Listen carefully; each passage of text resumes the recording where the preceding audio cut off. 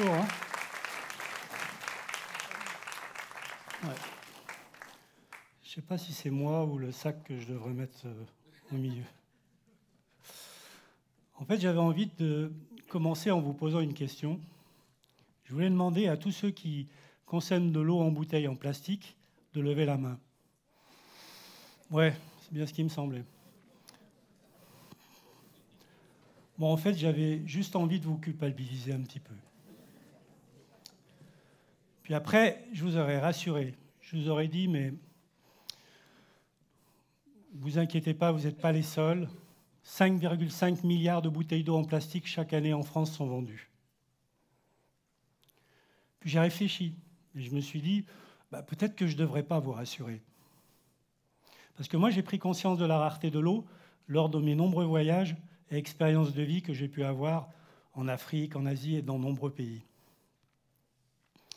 J'ai vu des enfants marcher 2-3 heures le matin en pleine chaleur à plus de 40 degrés pour aller chercher quelques litres d'eau. Une eau marron, impropre à la consommation. Et ils recommençaient le soir. Autant dire que chaque goutte d'eau compte. Imaginez-vous faire cela ne serait-ce qu'une semaine. Vous n'auriez plus jamais le même regard sur l'eau.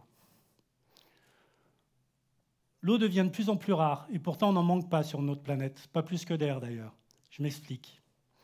Vu de l'espace, on voit qu'il y a plus d'océans que de terre.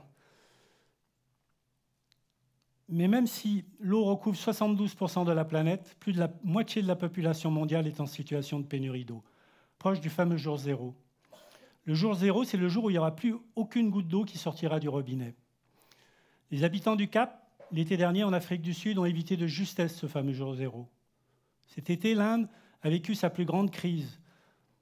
La pénurie touchait plusieurs régions et le gouvernement a été obligé de livrer par train et par camion de l'eau à des villes comme Chennai, des villes de plus de 10 millions d'habitants. Et là, au moment où je vous parle, 17 pays sont en situation de pénurie d'eau. Et des estimations récentes pensent que d'ici 2040, 20 pays supplémentaires seront en manque d'eau potable.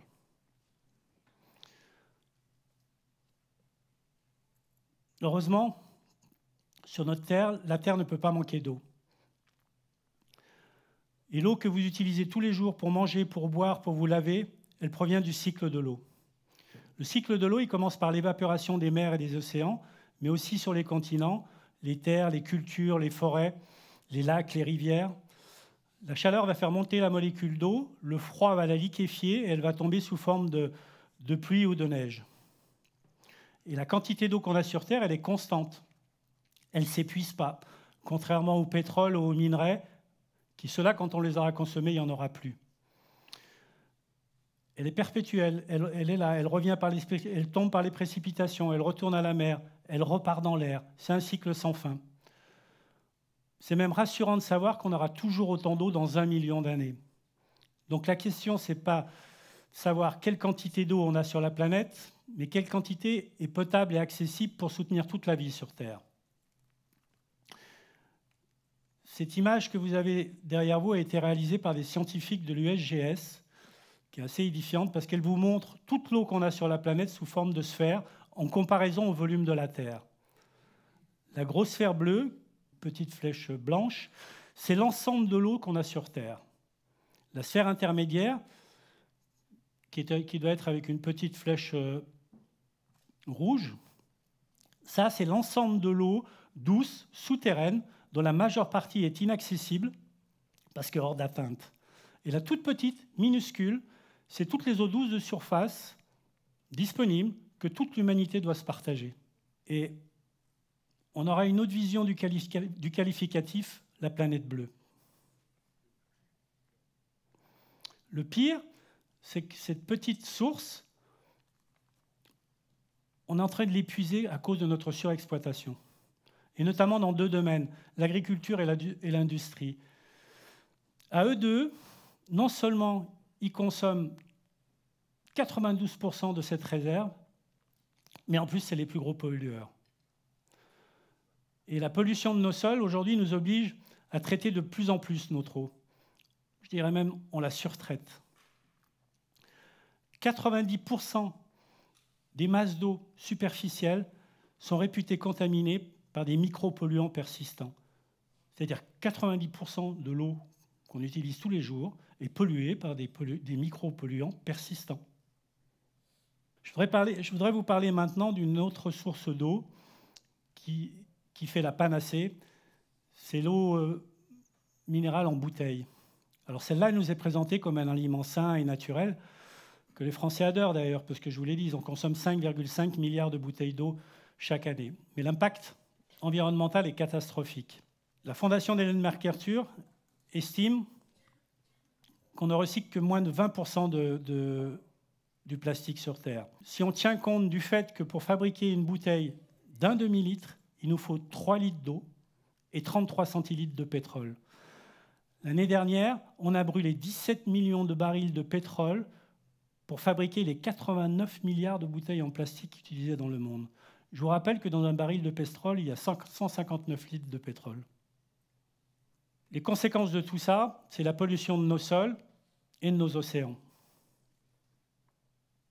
En fait, une étude allemande qui a été publiée en 2014 trouvait 25 000 résidus chimiques à l'intérieur des bouteilles en plastique. Donc à la fin de cette liste, on a un peu l'impression que tout ce qu'on fait est mauvais pour l'environnement. Ça, c'est un peu vrai. En tout cas, tout ce qu'on produit est mauvais pour l'environnement. Et il faudrait peut-être avoir une autre gestion de nos ressources pour résoudre ce problème. Et les petites décisions qu'on va prendre au quotidien peuvent affecter les ressources de notre planète. En fait, moi, ce que je peux dire, c'est que l'époque d'insouciance où on pensait que l'eau était inépuisable est bel et bien terminée. Et moi, je me suis demandé de mon côté qu'est-ce qu'on pouvait faire. Et je me suis dit qu'on devrait exploiter ce formidable potentiel qu'est de l'eau de l'air. Et pour ça, je voudrais qu'on revienne dans les années 2000, où sous les conseils de mon épouse, que j'ai su écouter, mais j'ai souvent su l'écouter d'ailleurs,